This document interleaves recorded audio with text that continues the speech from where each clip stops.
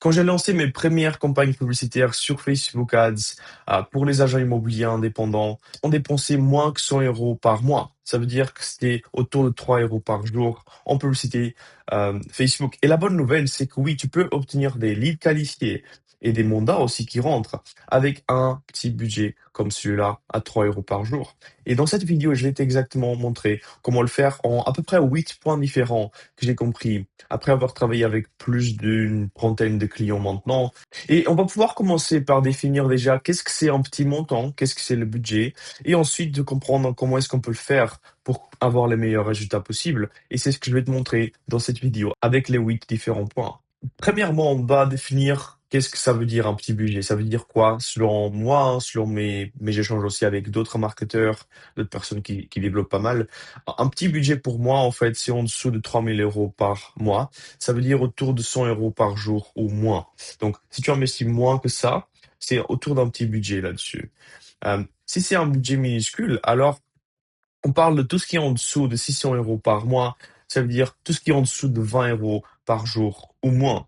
Donc ça, on l'a déjà défini. Donc comme ça, on sait de quoi on parle en termes de petit budget. Et la vérité, c'est que oui, tu peux vraiment réussir avec un petit budget. Tu vois, tes premières campagnes ne vont pas cartonner d'un premier coup parce que le but, c'est de commencer petit, valider ce que ça marche déjà, et puis payer plus pour avoir plus de résultats. Mais première chose, le premier principe que je vois en fait et que j'ai fait aussi au début, c'est de copier ce qui marche déjà. Tu vois, c'est pas le but de réinventer la roue, surtout avec un petit budget. Tu peux pas vraiment tester plein d'argent parce que tu vas brûler de l'argent si tu fais ça et tu auras pas de résultat derrière. Le but, c'est d'utiliser déjà ce qui marche et de faire ça juste. Et il y a un outil que, enfin, personne n'utilise. C'est un outil gratuit. Et moi, je le montre souvent avec mes potentiels clients dans les appels, dans les appels démonstration et je montre les publicités qui tournent actuellement et tout ça. Et souvent, les agents immobiliers, ils sont surpris parce qu'ils savaient pas qu'on pouvait voir toutes les publicités qui existent dans l'immobilier. Mais oui, c'est vrai, tu peux le faire. Et l'outil, il s'appelle Facebook Ads Library. Ok, c'est la librairie de Meta. Ok, donc c'est la bibliothèque publicitaire de Meta, disons comme ça. Et donc il y aura toutes les publicités Facebook et Instagram des agences immobilières en accès libre et tu peux voir tout cela. Et le but, c'est que ma méthode, c'est en quelque sorte, c'est trois choses que je mets en place. Donc, déjà, je vais chercher les agents concurrents du secteur. Souvent, je cherche en France le truc immobilier et après, je cherche agence ou agent immobilier ou estimation, par exemple, parce que je sais déjà qu'ils vont offrir cette estimation-là. Et après, je vais voir les publicités qui sont actives depuis plus de 3 mois. Je vais dans les filtres et je vais mettre plus dans les 3 mois précédents pour voir s'ils étaient actifs là-dessus. Et pourquoi prendre les 3 mois précédents? Parce que si elles tournent encore et qu'elles tournaient il y a 3 mois aussi, ça veut dire qu'elles ont les résultats. Parce que sinon, les gens, ils laissent pas tourner. OK? Ce qui est logique. Ils n'investissent pas de l'argent si ça marche pas. Donc, si ça a tourné pendant les 3 derniers mois, ça veut dire que c'est une publicité qui marche très bien. Et le but, c'est de prendre cet exemple de publicité et de t'inspirer. Alors, le but, c'est pas de copier la publicité, ok? Il faut s'inspirer. S'inspirer de quoi? De comment il parle aux personnes, ok? À qui est-ce qu'il parle, ok? Quels sont les problèmes qu'ils définissent dans les copies, dans le texte? Quelle est l'offre? Qu'est-ce qu'ils vont donner dans la publicité, ok? Quelles sont les prochaines étapes? Et tu peux comprendre un peu la procédure globale et après t'inspirer et de faire un peu à ta sauce, ok? Ça, c'est le premier point.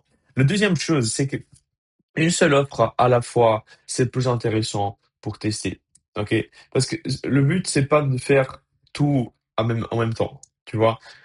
Donc ce qu'il faut éviter, c'est de tout vendre en même temps, que ce soit l'estimation gratuite, la recherche personnalisée, investissement locatif, gestion locative. Tu peux pas vraiment cibler tout le monde tout le temps.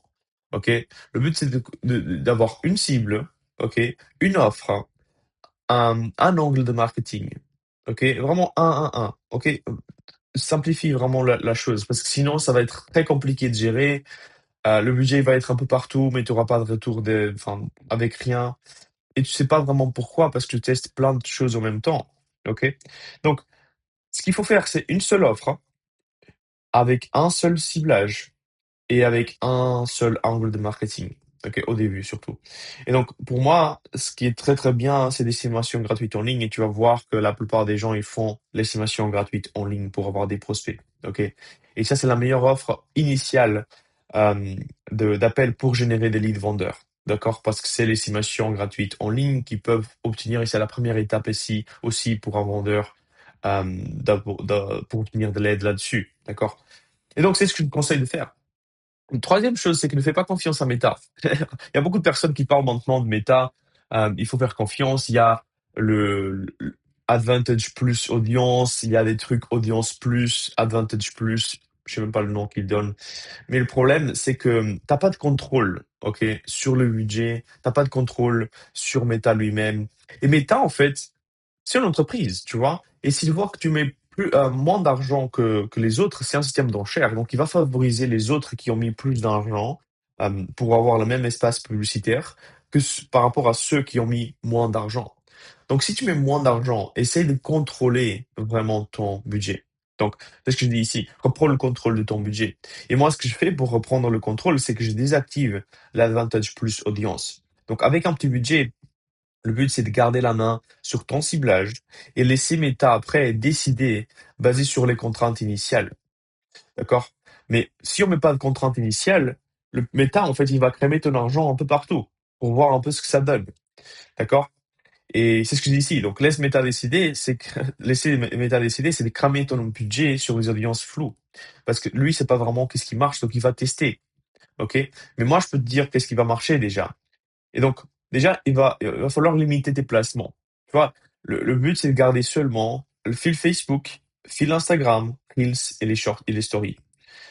OK, pas d'autre chose. T'as pas besoin de faire des placements sur les applications Messenger, Audience Network. Tu vas voir cela, en fait, qui va être affiché. Tout le reste, tout ça, tu vas le désactiver. OK? Audience Network, Messenger, Marketplace, tout ça, c'est le budget gaspillé. OK? La majorité des prospects, ils vont venir de toute façon de ces 4 placements-là. D'accord? Donc on veut pas dépenser de l'argent dans ce qui va pas donner des résultats. D'accord? Surtout initialement avec un petit budget. Donc, fais ces placements-là, mets l'audience, désactive cette audience-là, Avantage Plus, ok, parce que ça sert à rien. Et moi, en fait, j'aime pas mettre la musique, j'aime pas mettre tu vois, les améliorations des textes et améliorations de l'IA et tout, parce que ça, après, ça rend bizarre la publicité. Tout ça, je désactive tout le temps, en fait. Mais ça, c'est peut-être un choix personnel aussi. Mais au niveau au moins des placements, c'est important quand même de les définir comme ça, parce que c'est là où l'argent il va être dirigé, tu vois? Et pas dans d'autres choses qui ne marchent pas. Principe numéro 4, c'est que tu dois accepter un coût par lead réaliste, OK? Très souvent, mes clients, ils pensent que le coût par lead, il peut être très, très bas, OK? Alors que la qualité, elle est pourrie sinon aussi. Et surtout quand tu dépenses pas beaucoup d'argent, à nouveau, Facebook, il va pas te donner les meilleurs résultats possibles parce qu'en fait, il y a aussi d'autres personnes qui payent le même espace publicitaire avec des plus grands budgets et du coup qui seront favorisés aux yeux de Meta. Et donc, un coût par lead qualifié, ce serait autour de 8 € à 30 €. D'accord? Alors, ça dépend toujours de la zone et de la concurrence. J'ai d'autres vidéos qui expliquent comment le calculer, ce coût par lead-là. Mais pour une demande d'estimation avec un lead qualifié, tu peux te situer entre 8 € et 30 €. D'accord? Comme ça, tu as une idée. Et le calcul qui change tout, en fait, c'est qu'un mandat exclusif signé sur 20 leads, c'est largement rentable. D'accord? Vise d'abord ton seuil de rentabilité, pas un fois 10 pour que ça marche et puis tu peux scaler. Pourquoi je dis ça? Parce que le but, c'est quand même que ça puisse marcher, que tu puisses avoir des prospects et que tu puisses les traiter, aller au rendez-vous final et peut-être rentrer les mandats. Et une fois que tu as ça, alors, tu pas encore fait un fois 10, OK? C'est pas le but initial, surtout avec un petit budget. Le but, c'est que ça puisse marcher. Une fois que ça marche, une fois que tu as des résultats, peut-être tu as d'autres ventes qui viennent, tu remets un peu plus de budget. Et là, en fait, tu sais ce qui marche et tu mets plus d'argent dans ce qui va marcher, tu vois? Et donc c'est comme ça que je le vois également. Donc 5e point, c'est que, bah, tu peux oublier les campagnes de notoriété. Ça sert à rien, d'accord? Ça sert à rien. Et tu vois, l'objectif notoriété, c'est faire connaître mon agence ou faire connaître dans le secteur ou être numéro un. Et les résultats, c'est que tu pas de lead, tu pas de rendez-vous et tu as le budget brûlé. OK? Et tu même pas une visibilité qui a agrandi au final. Parce que tu pas réussi. Bah, en fait, les gens, ils te connaissent, oui, OK, mais souvent, ils savent même pas ce que tu fais. OK? Ils savent même pas pourquoi tu as fait les vidéos ou tu as fait des photos. Et l'objectif, en fait, pour pour nous, de notre côté, c'est de vraiment mettre de l'argent sur des objectifs qu'on peut avoir, donc c'est des prospects. Donc la campagne, elle doit être visible pour avoir des prospects, OK?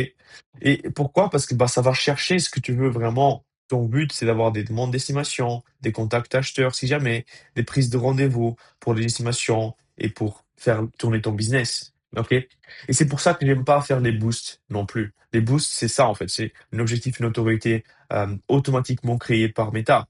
Et donc c'est pour ça que je conseille toujours d'aller sur Meta Business Suite et de Meta Business Ads et de faire les publicités là-dessus. D'accord? Parce que c'est là où tu peux avoir le contrôle sur la campagne, l'objectif et faire l'objectif prospect. D'accord? Donc ça, c'est le cinquième point et hyper important. Je pense que c'est un des points les plus importants parce que si tu mets de l'argent et que tu as pas l'objectif bien défini, en fait, c'est mort, c'est mort. Tu vas dépenser, mais tu as même pas de retour derrière. C'est ce que la plupart des gens ils font en fait. Ils pensent que le boost, c'est des pubs, alors que c'est pas le cas. Alors, si tu veux ma méthode complète appliquée à ton agence, réserve un appel gratuit, c'est un lien en description, donc je vais te laisser. Mais voilà. Sixième point, c'est que tu vas lâcher un peu tes campagnes. OK, l'erreur numéro un des débutants en publicité Facebook, c'est de ne pas le faire, en fait. C'est qu'ils sont toujours là, OK, ils dépensent de l'argent, donc ils sont en train de voir l'argent tous les jours, toutes les heures et moi, j'étais comme ça aussi. J'étais celui qui était, vraiment toujours à l'écran, boum, boum, regarder les pubs, OK, je faire des changements à chaque fois et le problème, c'est que tu as une phase d'apprentissage des méta et la phase d'apprentissage, c'est que chaque modification enfin, c'est une remise à zéro complète. Leur méta, il doit recommencer ses tests depuis le début et tes résultats, ils deviennent très volatiles. Ton budget, il se dilue, c'est-à-dire, tu vas dépenser de l'argent là. OK, ça a pas marché peut-être pendant les 2 premiers jours et tu as changé et après, Meta, il va mettre de l'argent là parce que tu as changé. Du coup, il va commencer avec de différentes conditions, il va commencer différemment et là, en fait, tu auras pas non plus les résultats que tu attends, peut-être en une journée parce que tu as vu juste la première journée, OK, bah, ça marche pas, je change. Et après, quand tu changes, à nouveau, ça va avoir les mêmes retours au début et tu vas dire: «OK, merde, ça marche pas». Alors que c'est pas le cas, en fait. Et la règle que je me laisse, surtout avec tes petits budgets, c'est de laisser tourner pendant 7 à 14 jours minimum avant d'analyser quoi que ce soit. Surtout quand tu es avec donc 3 € par jour, je dirais entre 3 € par jour jusqu'à 10 € par jour, OK? Tu peux le voir peut-être, tous les 14 jours, en fait. Tu peux faire des changements tous les 14 jours parce que tu vas pas vraiment beaucoup dépenser, d'accord? Maintenant, quand tu es dans les budgets entre 10 et 20 € par jour, là, tu peux le voir toutes les semaines, OK? Et quand on est autour de 100 € par jour, là, on peut le voir tous les 3 jours, 3, 4 jours à peu près. C'est un peu comme ça que je le fais, parce que, bah, ça donne une bonne idée des dépenses dans le temps. OK? Et donc c'est ce que je dis, en fait, parce que souvent le fait juste de laisser les campagnes tourner, au début, il optimise et après boum, tu as les résultats qui viennent, tu vois? Et souvent les résultats quand ils viennent, c'est là où, en fait, où les gens ils arrêtent, OK? Alors qu'on était vraiment autour d'avoir des résultats. Le principe numéro 7, c'est quelque chose qui va vraiment t'aider à nouveau viser ton argent dans ce qui fonctionne. Et une seule chose, un seul ciblage, une seule offre, hem, un seul angle marketing. C'est ce que je parlais au début un peu de dans l'offre aussi. Mais le but, c'est de te nicher vraiment, en fait, de te nicher vraiment dans ce que tu cherches. D'accord? Tu peux pas vraiment parler à tout le monde avec un petit budget. Et ton avantage face à ces grandes agences qui sont généralistes, qui ont beaucoup de budget à dépenser, qui dépensent dans la notoriété, dans les plein de différentes choses qui servent pas à grand-chose au final, mais qui enfin, ils ont un très grand budget, donc ils doivent dépenser simplement. Hem, Tu vas vouloir nicher, dans quelque chose d'un spécifique, en fait. Par exemple, investissement locatif clé en main, ou bien de prestige dans un certain quartier en spécifique. Ou les primo-accédants, si tu travailles justement avec les acheteurs pour les biens neufs, les vendeurs en succession. Les biens atypiques, tu vois, les lofts, les péniches, donc tout ça, c'est vraiment des trucs, tu veux vraiment être spécialisé. Et ça, c'est très simple. Tu peux voir simplement les anciens clients de ton secteur, quelles étaient leurs problématiques, leurs situations, et qu'est-ce qu'ils voulaient faire en termes de projet. Et tu peux cibler ces personnes-là en spécifique. Tu prends une seule personne et tu le cibles. Et quand le bon profil voit ta publicité, il pense, bah, ces gars-là, en fait, c'est exactement pour moi. C'est pour ça, en fait, parce qu'il va être ciblé directement. Juste le fait de parler déjà de secteur en spécifique, ok? Et de type de propriétaires, par exemple, propriétaires qui sont bah, vendeurs en succession, par exemple, d'accord? Dans le secteur de boom, et dans ton secteur, vraiment. Juste le fait de faire ça, tu vas vraiment parler à cette personne-là, et la personne va dire, ah, bah, il parle à moi, en fait, tu vois? Et donc là, tu peux donner quelque chose de spécifique à cette personne-là. Ton budget, il va être beaucoup plus efficace, d'accord? C'est notre but, c'est d'être efficace avec ton budget. Le huitième point, c'est le dernier et c'est d'adopter les nouveautés en premier. Ça veut dire quoi? En fait, tu vois, une agence, ils prennent peut-être 6 mois hein, pour valider quelque chose et le mettre en place. Dès qu'il y a une nouvelle stratégie qui sort, puisqu'il y a tellement de composants différents dans l'agence, en fait, ils prennent beaucoup de temps pour pivoter.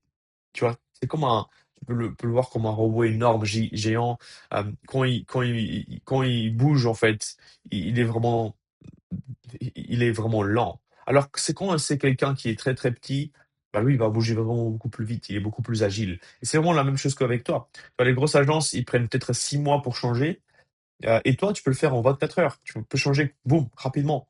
OK? Pourquoi? Parce que, bon, en fait, eux, ils doivent faire la validation interne, des comités, hiérarchie de l'agence, enfin, plein de différentes choses. Alors que toi, en fait, tu as les coups par lead les plus bas avant que tout le monde se roule dessus. Parce que si tu as une nouvelle nouveauté qui sorte dans le marketing, par exemple, je pense notamment le SEO des chatbots, tu vois, le fait d'être référencé par les bots d'IA, quoi, le ChatGPT, Claude IA, toutes ces boîtes-là, le fait d'être sur le SEO là-dessus, bah, c'est une nouveauté, quoi. Et c'était là en premier, bah, en fait, ça, c'est une bonne stratégie pour adopter et pour avoir la même chose. Même chose sur Meta. Meta, il lance des choses tout le temps, en fait. Maintenant, il y a même des publicités sur WhatsApp. OK? Donc là, c'est quelque chose que tu pourrais même implémenter une stratégie là-dessus. Tu auras des coûts par lead beaucoup moins élevés et boum, tu peux bénéficier de cela aussi. Il y a aussi l'application Threads. Alors, ça, c'est quelque chose qui marche pas vraiment encore comme il faut. Donc, tu pourrais le tester quand ça sortait. Puisqu'il y avait un volume de personnes qui commençaient à l'utiliser, tu pourrais le tester et voir, OK, bah, je vais faire des pubs sur Threads, heu, et voir ce que ça donne, OK? Ça, c'est ce que tu pourrais faire, en fait. Et pour voir un peu la conclusion, enfin, un peu les 8 principes, un petit résumé de tout ça. Première chose, c'est de copier ce qui marche déjà, de voir la librairie, de voir les pubs qui marchent et de copier, cela en t'inspirant vraiment, pas copier ligne par ligne, OK, et tout, parce que sinon tu vas être, bloqué un peu comme par méta, mais de copier un peu ce qui fonctionne, la stratégie globale et de faire cela. Deuxième chose, c'est que c'est une seule offre à la fois. Tu peux pas vraiment tester plein de choses en même temps. Une seule offre à la fois pour être efficace avec ton budget. Ne pas faire confiance à Meta. À nouveau, ton budget, il va être alloué sur ce qui fonctionne. Donc, les placements, tout ça, c'est hyper important de le mettre en place dès le début pour vraiment mettre de l'argent sur ce qui fonctionne, à nouveau d'être efficace. Un coût par lead réaliste, c'est d'avoir entre 8 et 30 euros par lead. Ok, donc tu dois t'espérer avoir ce genre de coût par lead au début, avec des petits budgets aussi. Si tu es là-dessus, c'est bien. Ok, tu peux faire largement ton retour si tu as un mandat qui rentre avec. Largement, largement. Cinquième chose, pas de campagne de notoriété, pas de boost. OK, fais des publicités sur le Meta Business avec l'objectif prospect. C'est l'objectif, d'accord? Sinon, si tu fais des notoriétés, tu vas te brûler ton argent, tu vas pas avoir de retour. Sixième point, c'est lâcher un peu tes campagnes. Tu vas attendre un peu plus de temps. 7, 14 jours, tu laisses tourner. Tu regardes même pas. Ok, tu vas pas regarder. Ça, c'est le but, c'est pas regarder les pubs. Tu vas regarder juste après 7 jours, après 14 jours. Ok? Septième chose, c'est nicher au maximum. En fait, parce que à nouveau, le but, c'est d'être efficace avec ton argent et je pense que c'est un peu la conclusion globale, c'est d'être efficace avec ton argent que tu mets sur Meta. Avec 3 euros par jour, tu veux vraiment te nicher au maximum. Et huitième chose, c'est d'adopter des nouveautés qui viennent très rapidement parce que tu vas être en premier et tu vas casser un peu la concurrence des grandes agences surtout. Maintenant, on passe à la pratique et tu peux voir une prochaine vidéo qui va t'expliquer comment lancer ta première campagne publicitaire, comment lancer la première campagne publicitaire sur Facebook Ads, étape par étape. Et comment le faire, comment le mettre en place. Tu vois, tout ce que j'ai parlé ici du budget, des placements, tout cela, en fait, tu vas pouvoir comprendre à la pratique et le voir directement. Donc, je te vois dans la prochaine vidéo. Allez, ciao, ciao.